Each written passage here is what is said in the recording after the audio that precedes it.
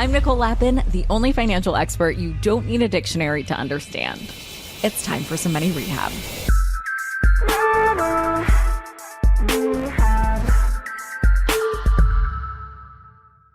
Scott Galloway is back on the pod. Scott, of course, is a sought-after expert in business and finance. He's an NYU professor, best-selling author, entrepreneur, investor. He's the host of 3 top pods, the Prof G Pod, Pivot, which he co-hosts with Kara Swisher, and a new investing pod, Prof G Markets. If you listened last time Scott was on Money Rehab, you know that we geek out together. So much so that, like last time, we have to split this conversation up into 2 parts. So today you're going to hear Scott's take on money myths, from insurance to home ownership and life insurance and everything in between. And we take a surprisingly vulnerable turn and talk about the role money has played in Scott's childhood and how the pressure to provide affects men in relationships. Then tomorrow, you're going to hear which stocks Scott is bullish or bearish on. But for now, let's start with real estate.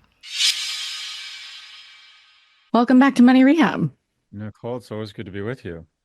So we spoke last January, not quite a year ago, but close. So much has happened since then. So I wanted to check in on a lot of it. But first and foremost, I wanted to check in on your assistant. When we talked in January, you said she was looking for homes in Florida. Yeah. How is she doing with the recent hurricanes? Oh, it's a really interesting question. She's looking for a small condominium in one of those big developments in Sunny Isles because she wants to be close to her family. And the difficult part in the opportunity is that a lot of these big condo buildings have a ton of supply because they're about to incur inordinate assessments because of the disaster, the building collapse. So the government has come in and told all of these buildings that they need to substantially upgrade their foundation and infrastructure. So all of these owners are facing $40,000, $50,000, $150,000 assessments, which they can't afford. So there's been a flood of places onto the market, which both presents a challenge, but potentially an opportunity. So she's been looking, but in general, Florida real estate has leveled off or is down, is the way I would describe it, from the massive COVID bump. Down seems generous. You lived in Delray Beach for a while, right? Can we say that Florida real estate is officially a bad investment? Well, no, like anything, it's when you bought. I bought a home in 2011, then I bought another one in 2017. And the home I bought in 2017, which I still own in Delray, is arguably the best investment I've ever made. I mean, the surge there has been incredible. Housing is ripped up. So even if it's come down 10 or 20%, if you bought more than 2 or 3 years ago, you're fine. We talked about this last time, what a big fan of home ownership you are, but we didn't talk about it in the realm of natural disasters and how prevalent they've become. Yeah. How do you think insurance should factor in, especially in California and in Florida? It's not only gotten so expensive, but it's hard to even get. Yeah, so first off, just to back up, I think that before you make that type of purchase, the American dream, which is supposed to be homeownership, is brought to you by the National Realtors Association.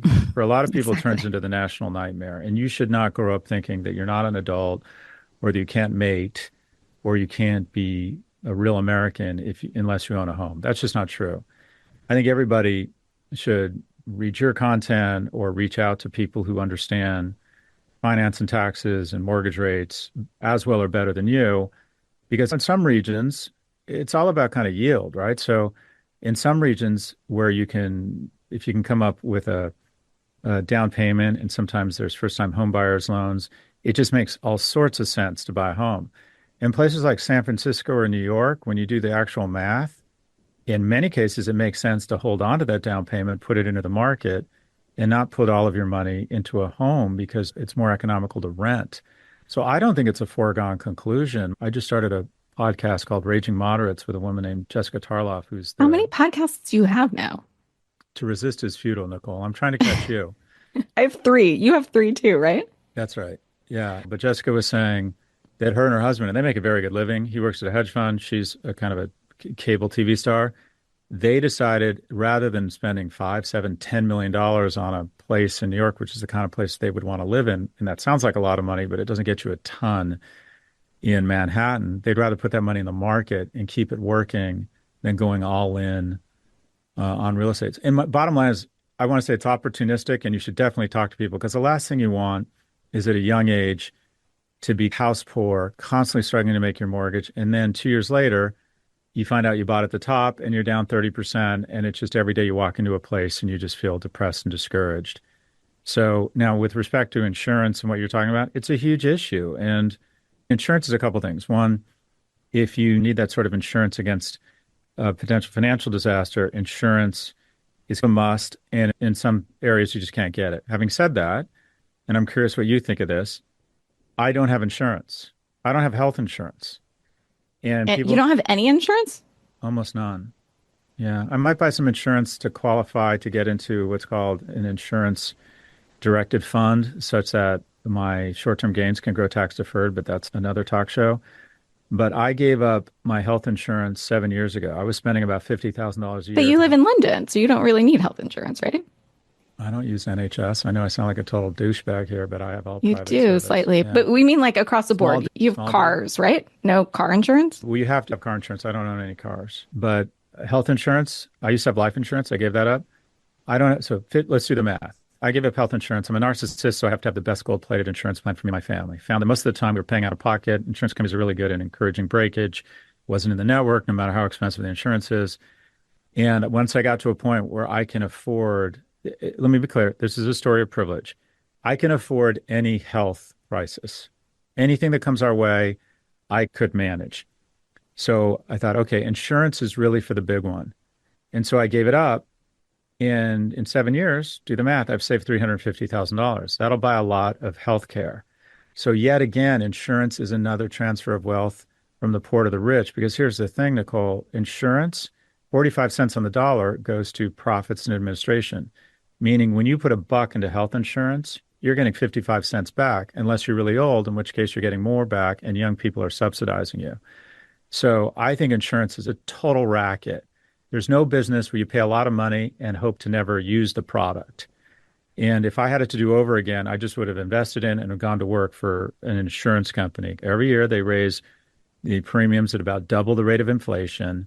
And insurance companies have consistently outperformed every other, as far as I can tell, every other stock. Insurance, in sum, is regulatory capture, which is my way of saying it's a total ripoff if you can afford not to have it. I own 30 properties in Florida. I don't have insurance on any of them.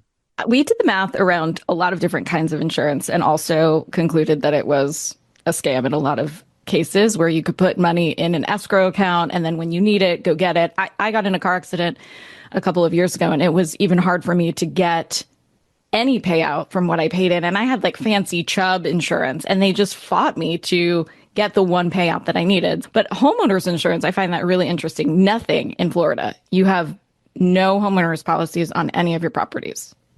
So I own some rental properties, and they're worth $200,000 to $300,000 each, something like that. I mean, these are little casitas and gated communities. Unless a Category 8 hurricane comes along and takes them all away, it's just hard to imagine. If I put all this insurance money in an escrow account and just let it grow, it's just hard to imagine that if you got really unlucky and you moved in and a massive hurricane came along and blew out everything and flooded it. But the kind of premiums you have to pay now, if you can afford to lose the entire property, it's like every 12 or 15 years I could rebuild the whole thing. These aren't expensive places. My primary property, I don't know if we have insurance on it. Unfortunately, see above regulatory capture, a lot of mortgage companies are in bed with the insurance industry. And in order to get certain type of mortgages, you have to show proof of insurance. But unless I am legally mandated to have insurance, which is total bullshit and opposite of every capitalist notion, if I want to take the risk, I should be able to. But in order to have a mortgage, sometimes you have to have insurance. It's like the biggest ripoff in the world when you buy a stereo at Circuit City and they say, do you want insurance protection? Insurance is a shitty trade. And again, all it is preying on middle and lower income consumers who can't afford the risk. So what you're doing is you're taking a series of small losses, trying to avoid a big one, and the small losses amount to much more than the big loss over the medium and the long term. So what would you suggest people do instead? Do the math and decide what kind of risk you're comfortable with. I'm very remiss to say to people, don't have health insurance, right? I personally think young people, the reality is, other than giving birth, young people don't incur health expenses. Young people are, generally speaking, very healthy. Disease and healthcare is a function of age for the most part. And the kind of things you want done when you're younger, your insurance company doesn't cover anyways. It's a calculation on whether or not you really do the math and ask yourself, okay, could I be in a position to absorb this kind of hit and take this type of risk? It's similar to the risk profile you would look at when you invest in a stock or do something risky. But again, I would say with situations like this, have a kitchen cabinet and talk to people, because the automatic gag reflex that the industries want you to have is you have to own a home and you have to have insurance. And neither of those are absolutes. It's situational. Talk to people and do the math. Do you think the government has responsibility to cover people who don't have property insurance, especially with all the Florida stuff and FEMA running dry and National Flood Insurance Program in danger and Small Business Administration disaster loan running out of money? I think it'd be populist to say yes. I think no, because I think the only way we're going to solve climate change and address these issues is if people get hit really hard. I hate student loans or student loan forgiveness, because the only way we're going to bring down education costs is when students become better consumers and start saying, why am I paying $100,000 a year and taking on $60,000 a year or $250,000 in loans to get a degree that's not going to pay? And until people start saying, I am not moving into this area, until there is real incentive and it starts to really bang up the economy and you're not thinking, oh, I'm going to get bailed out by the government, I don't think we address issues like the crazy spiraling costs of education, or we shouldn't build in areas that are becoming hurricane areas, or the government needs to get more serious about climate change instead of giving everyone the sense of security that they should be bailed out by the government. I don't like government. I don't like this moral hazard of companies taking exceptional risk and then getting bailed out when they should go bankrupt and go away. I think Delta Airlines should have gone out of business during COVID. I can't stand these companies that have private capture in good times and then socialize the losses in bad times. I believe in winners and losers, and I don't like the notion that the government should come in and bail us out. So the banks should have gone away? Well, the banks didn't go away. We bailed them out. No, I know. Should they? Would you say they should have if you were in charge of the world? That's a really interesting combination. What I would say is we should have never let them get to a point. We should have bailed them out because they could have taken down the global economy if JP Morgan and Goldman Sachs went away. What we should do, though, is have more antitrust such that, similar to the restaurant industry, if McDonald's goes out of business, it doesn't matter because there's Chick-fil-A and Jack in the Box. When one company can go down and take down the global economy, it means that industry is not robust and needs to be broken up. So we should have industries such that they are allowed to fail, because while the banking industry, and this is my problem with the COVID relief plan, look, we wanted to ensure that the banking system was robust in the U.S., and they did pay the money back. You got to give it to them. They paid the money back. It was the right thing to do. Bailing out everyone and everything in the CARES Act and PPP and flushing $7 trillion in the economy was nothing but a transfer of wealth from the poor to the rich, because 85% of that money wasn't needed. People weren't spending it on food or healthcare. It went into the market, which took housing from the average of 290 pre-pandemic to 410 post-pandemic, and it took stocks all-time highs. So if you're like me and you're a baby boomer and you own stocks or houses, champagne and cocaine, it's great. If you're young and trying to buy a house and thinking about investing in stocks, where do you find disruption? The reason I am in the position I am in right now is that back to 2008, while they bailed out the banks, they didn't bail out the economy, and Apple, Netflix, and Amazon crashed to 8, 10, and $12 a share respectively, and now they're trading at 180 to 720. So disruption and churn are key for opportunity for young people. So all the young people have gotten to do over the last several years is loan me their credit card so I can ensure my prosperity on their debt. We need churn. We need winners and losers.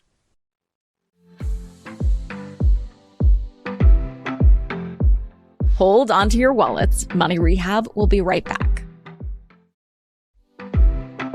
And now for some more Money Rehab.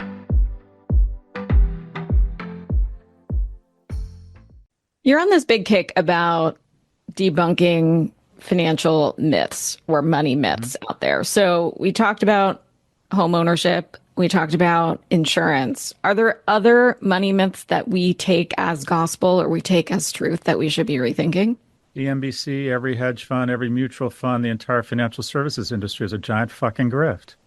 Add up every mutual fund, add up every hedge fund, add up every alternative investments, anything with a logo on it, and add up all the returns, and they've exactly underperformed the S&P by their fees. And here's the thing, money is so insecure. As you get money, you like to think you want to be a smart consumer. So you get convinced, you get into a private equity fund, or you get into a mutual fund, or you get into a tech growth fund, whatever it is. The fees are nothing but a grift.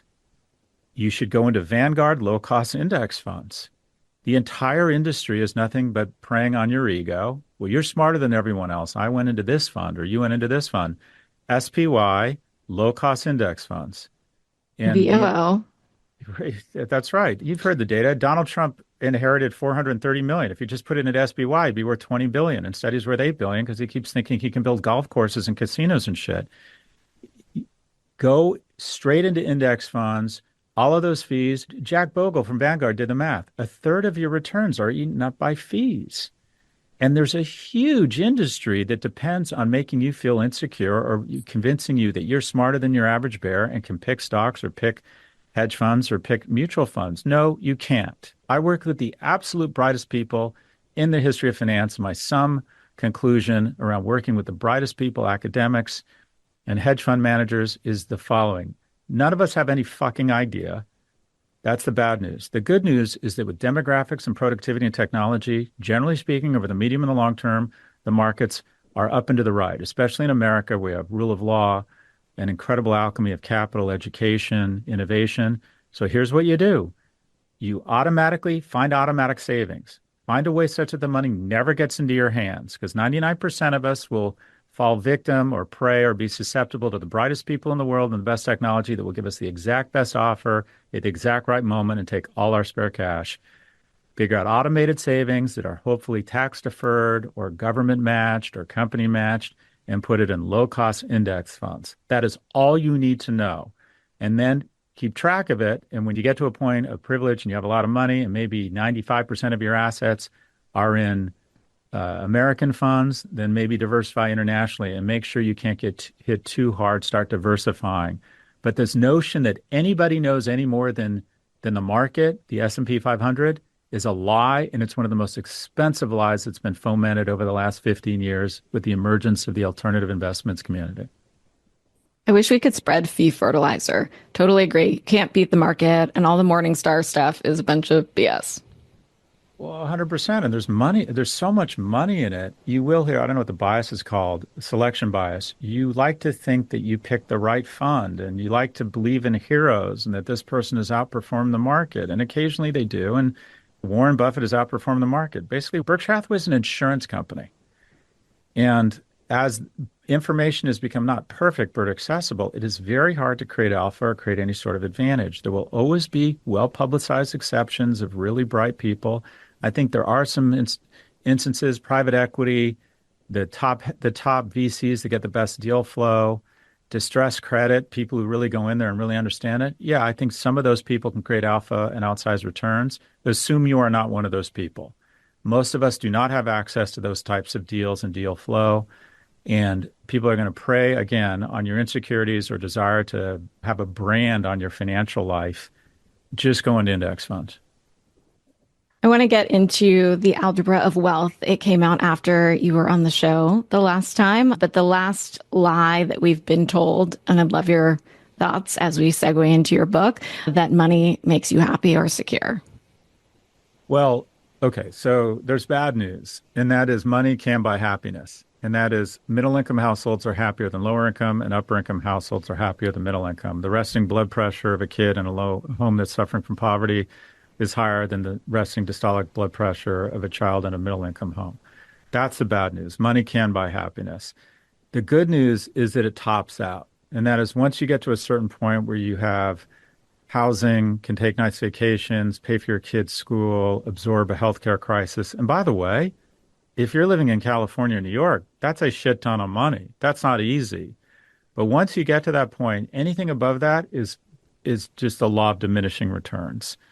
Above a certain point, additional money isn't going to buy you any incremental happiness. Now, the other myth is that billionaires are unhappy. No, billionaires are no less happy than millionaires, but they're no happier. Millionaires are happier than people making $60,000 a year, but they're no less happy than billionaires. So at some point, and again, this is a really good problem, when you have enough money such that investing it and growing it at 6% a year would cover your burn passively, you are officially wealthy and you don't need any more.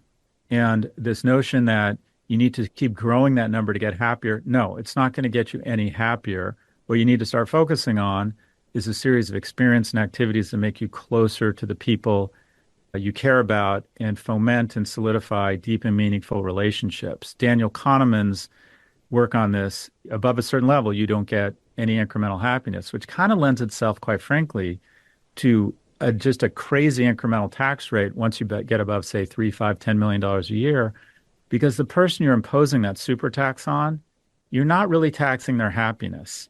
Whereas if you can figure out a way to get a family, a household that's making $80,000 a year, an extra $6,000 a year for child tax credit, that will increase their happiness, their well-being. So I've gone Bernie Sanders or Elizabeth Warren and believe in a super tax on very, very wealthy people. The top 25 wealthiest people in America pay an average tax rate of 6 to 8%. So can money make you happier? Yes, up until a certain level, and then it adds no incremental value. When I was reading your book, I felt like I understood where some of this comes from, knowing you, Scott. And I kept going back to the mitten story as it felt really illustrative of not feeling like you have enough, also thinking about how to raise your kids with the same grit that you had. Can you tell us about the mitten story? You're going to tell it better than I can. That's a generous question. Thank you. So my son, we're skiing, and my son comes home. We're actually skiing in France. And my son comes home, he walks in and he's crying. And he was about 11 at the time. And I'm like, what's up? And he said, I lost a glove. And I'm like, well, that's okay. And he's like, we just bought them this morning and they were 30 euros. And I'm like, that's okay. We have the money. And she's like, no, they're expensive. And mom bought them for me. And he was just so upset. And I said, well, let's retrace your steps. We're looking everywhere for them. And I'm trying to instill this wisdom on them. And all of a sudden we look forward and we see this Christmas tree out in front of a store. I remember it was the Philip Klein store. And a really lovely French citizen had taken the glove and stuck it on top of the tree, knowing this little kid had lost it. And he literally just darted out in front of me and jumped on the tree and grabbed this glove and held it to his heart. And I remember thinking, I don't know where he got that, but I remember it took me back to not an ugly place, but I grew up with a single mother. We didn't have a lot of money. The biggest source of stress in our life was economic stress. My mother lived and died a secretary and was out of work a few times.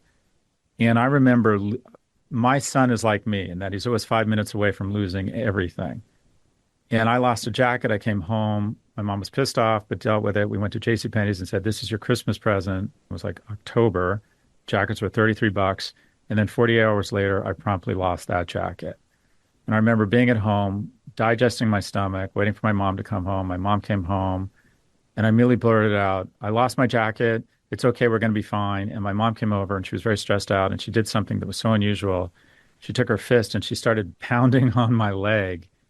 And my mom was a small woman, and by that time, I was already much bigger than her. And it was so awkward and so weird. And then she went upstairs, and we never spoke of it again. And it just took me back to this kind of weird, ugly place of not having money as a child. And something I really love about my oldest son is that he really understands the value of money. And I don't know where he got that because I try to teach my kids grit. Meanwhile, my other son wants me to take him out and buy a bedazzled, jeweled Philip Klein jacket the next day that's, $400. It's just so weird. Where does that come from? And as a parent, what I've come to realize is that we like to think that we're engineers engineering the sheep. We're shepherds. We get to choose where they graze. We can point them in the right direction. But that whole story just brought back all of this economic stress I felt as a household and how nice it was that not only we found the glove, but my son has connected money and value and doesn't expect to be given things, that he recognizes there's sacrifice involved in buying things. Anyways, that's my glove story. Sounds like one of them has. It's one of them. Yeah, the other is Range Rovers and cocaine, probably. We'll see. Cross our fingers. So, do you think some of your drive to succeed, and I know that you struggle with this idea, so do I, of feeling like you have enough or from this abundant mindset versus scarcity mindset, does your drive to succeed come from wanting to be able to buy your 9-year-old self a new coat? Oh, 100%. I can tell you the moment I got my shit together. We didn't have money, and I thought about money a lot, but I wasn't really that driven. I was a classic underachiever. Barely got into UCLA when it had a 76% admissions rate, had to apply twice. Went to work for Morgan Stanley. I was okay, not great. Left there after 2 years, was living at home with my mom, and I thought, what am I going to do? So I went to graduate school. And I was just sort of sleepwalking through life. I wasn't that motivated. I never really applied myself. And my mom got very sick. My mom had cancer, and she was discharged after having a mastectomy very early. She was with an HMO, and they discharged her too early because it's expensive to keep people in the hospital. And she called me when I was at graduate school. I was in my first year at the hospital and said, "You need to come home. I'm really struggling." And I flew home, and my mom was not traumatic. And I flew home, and I walked in, quite frankly, Nicole, into a situation that was really, really ugly that I just couldn't handle. I didn't know what to do. And I started calling temporary agencies to try and find a nurse, and nurses were $35 an hour. And we just didn't have that kind of money. And I just remember feeling so humiliated and emasculated that this woman who'd done such a good job raising me, I couldn't take care of her. And at that moment, I realized I really need to get my act together. You can't decide to be rich, but I decided to try to work very, very hard and control what I could control to getting to economic security. I never wanted to feel like someone I loved would be that vulnerable and I couldn't take care of them. And the reality is in America, America becomes more like itself every day. And that is, it's a loving, generous place for people with economic security. It's a violent, rapacious place for people who don't have economic security. So for me, I would say my drive to become rich involves women.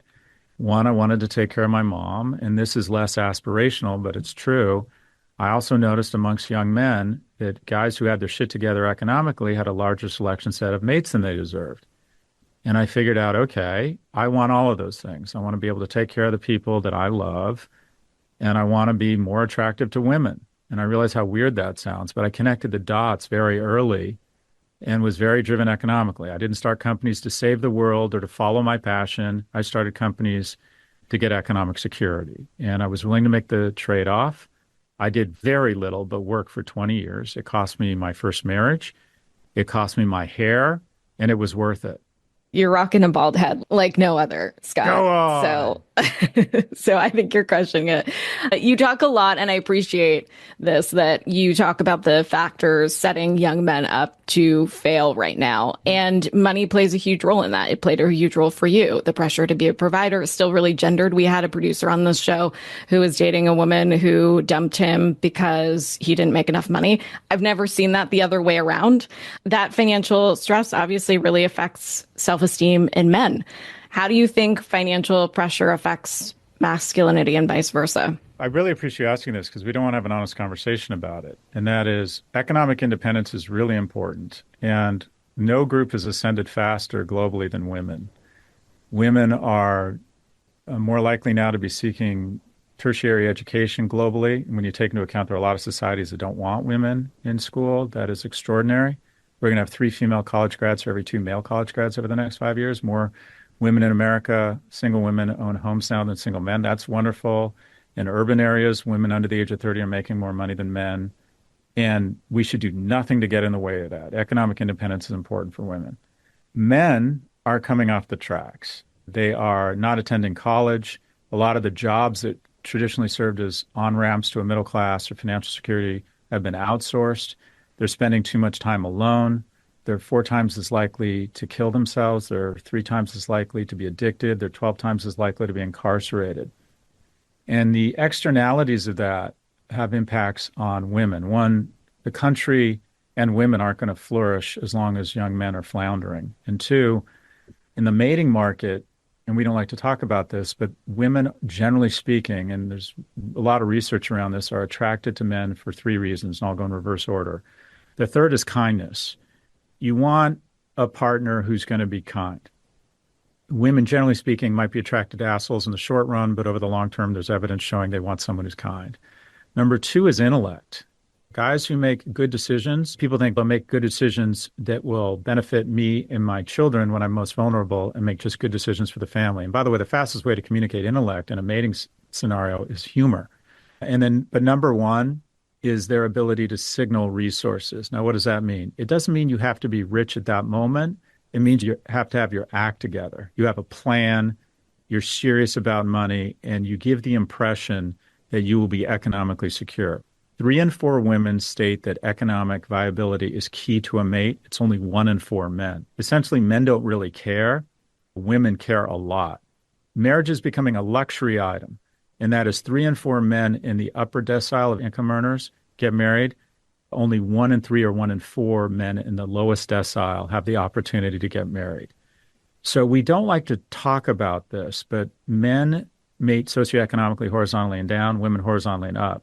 And when the pool of horizontal and up keeps shrinking because men are flailing, there's just less mating and less household formation and lower birth rates. 40 years ago, 60% of 30 to 34-year-olds had at least one child in the house.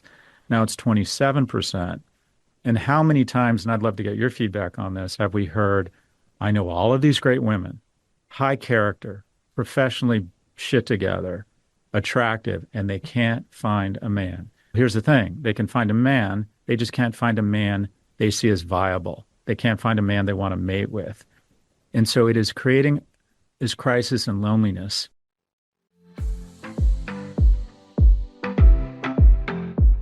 Hold onto your wallets. Money Rehab will be right back. And now for some more Money Rehab.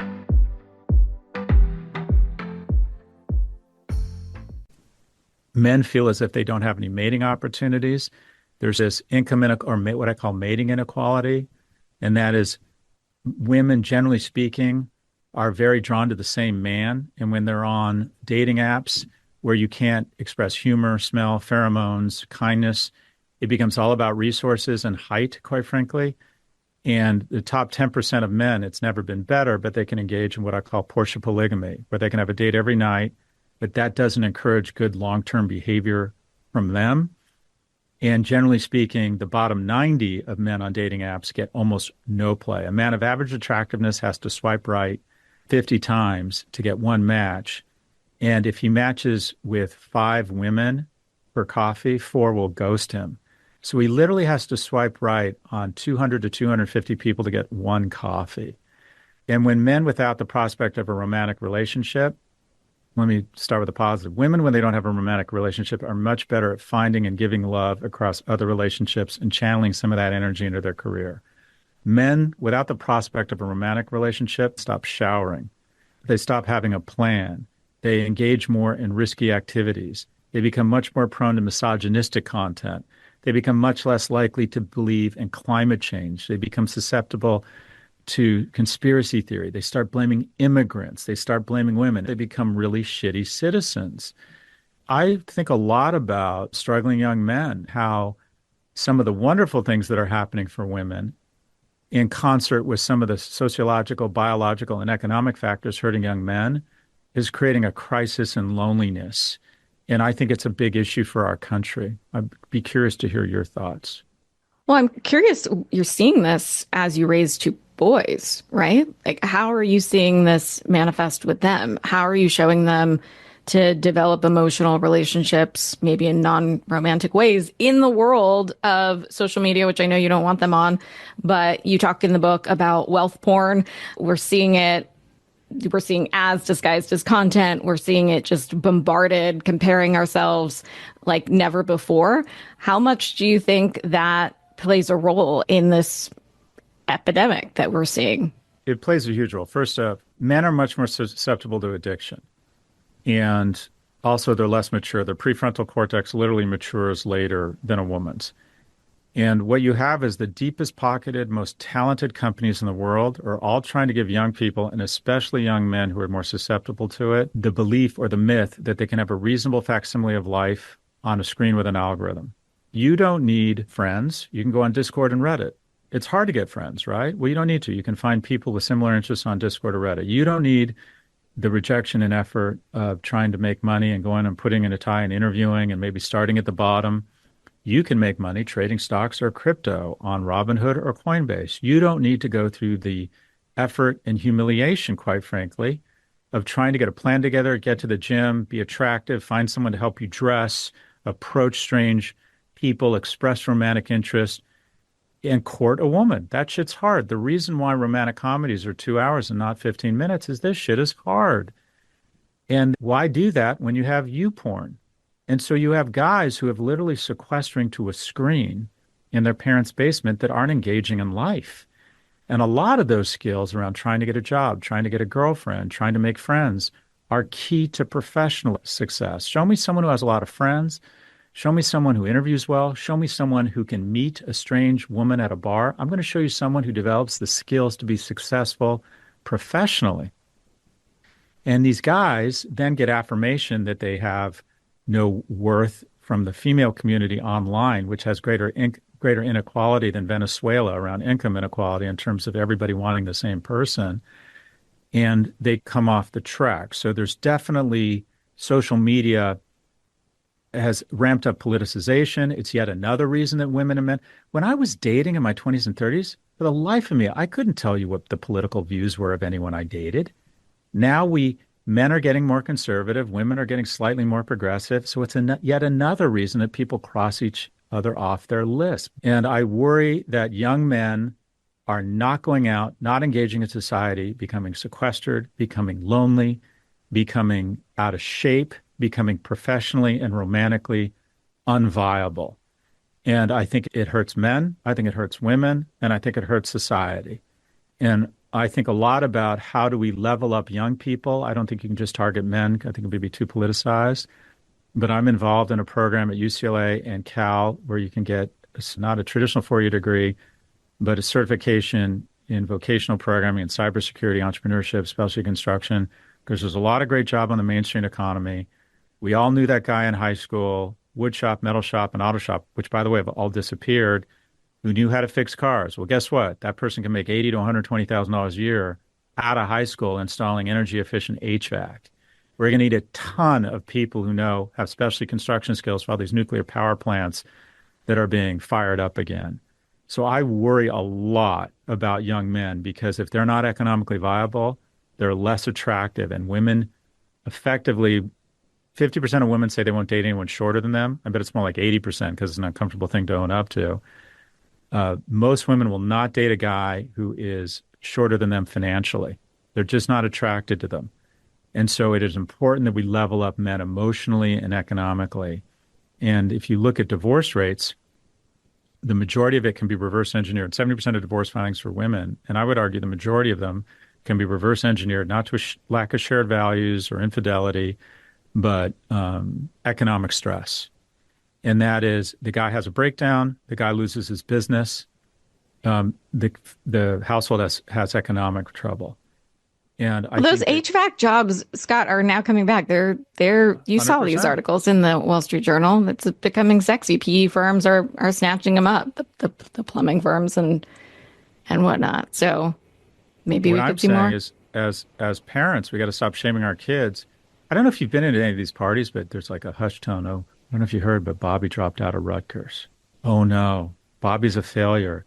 And Bobby's parents have failed.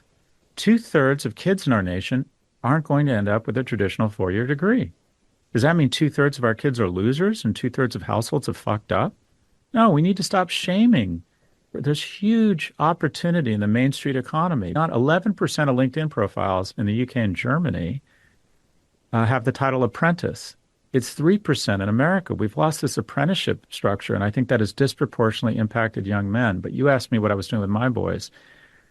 If you were to reverse engineer a man who's incarcerated, a kid who's struggling with addiction, to one key pivotal moment where that kid came off the tracks, it's the following.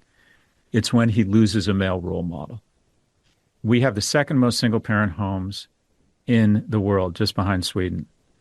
And what's interesting is the girls in single-parent homes, when we say single-parent, what we mean is it's mom. 92% of the time, a single-parent home is head by the mother. And that brings up questions about family court and custody awards, but that's a different talk show. The girls in single-parent homes have similar outcomes in terms of college attendance, rates of self-harm, rates of depression. Boys, immediately when they lose that male role model, become much less likely to go to college, much more likely to be incarcerated, much more likely to kill themselves. So what it ends up is that while being physically stronger, boys are emotionally and psychologically much weaker than girls. And what is the mandate? It's a bunch of social programs, but more than anything, I think that dads need to stay very involved in their kids' lives. 1 out of 3 men have no contact with their children after 6 years. There are so few now male teachers in the primary education system that there are millions of boys entering manhood without having had a single male in their life at school or at home. So I believe that we should have social programs that immediately, and part of family court should be, if in fact dad's not going to be around a lot, how do we get more men involved in this young man's life? And I speak from experience here. My dad and mom got divorced when I was 8. My dad got transferred to Ohio. I saw my dad maybe once every couple months. He wasn't very present in my life. He tried, I'll give him that, but he wasn't very present in my life. But my mom got all these wonderful men involved in my life. There was a neighbor, this nice single guy in his 30s, used to take me horseback riding. I walked into Dean Witter Reynolds when I was 13 because my mom's boyfriend gave me $200 and said, go buy stocks. I walked in and I met this guy named Cy Saro. Every day for 2 years, 3 years, from Emerson Junior High, I'd put 2 dimes in the pay phone and I'd call Cy and he'd give me a lesson in the markets about, I own Columbia Pictures stock. He would say, Close Encounters of the Third Kind is a hit. That's why the stock is up 50 cents today. And he'd give me a lesson in the markets. I have been buying stocks since the age of 13. Also, 46 years later, Cy and I still exchange text messages. I had wonderful men who stepped into the void. And this is a couple of things. We need social programs and third spaces to ensure that boys have men involved in their lives regardless of their family situation. And also, Nicole, if we want better men, we need to be better men. The ultimate expression of masculinity, I'm writing a book on masculinity, I believe, is to get involved in the life of a child that isn't biologically yours. And if you're a man, you don't have to be a baller, but as long as you're living a virtuous life, a few questions with your coworkers, your friends, you're going to find there are young men that need guidance and mentors everywhere. There are 3 times as many women applying to be big sisters in New York than there are men applying to be big brothers. And there are a lot of young men and boys who need that guidance and need that care and need that company of men. So in sum, we need more men to be involved in boys' lives. Money Rehab is a production of Money News Network. I'm your host, Nicole Lappin. Money Rehab's executive producer is Morgan Lavoie. Our researcher is Emily Holmes. Do you need some money rehab? And let's be honest, we all do. So email us your money questions, moneyrehab@moneynewsnetwork.com, to potentially have your questions answered on the show or even have a one-on-one intervention with me. And follow us on Instagram @MoneyNews and TikTok @MoneyNewsNetwork for exclusive video content. And lastly, thank you. No, seriously, thank you. Thank you for listening and for investing in yourself, which is the most important investment you can make.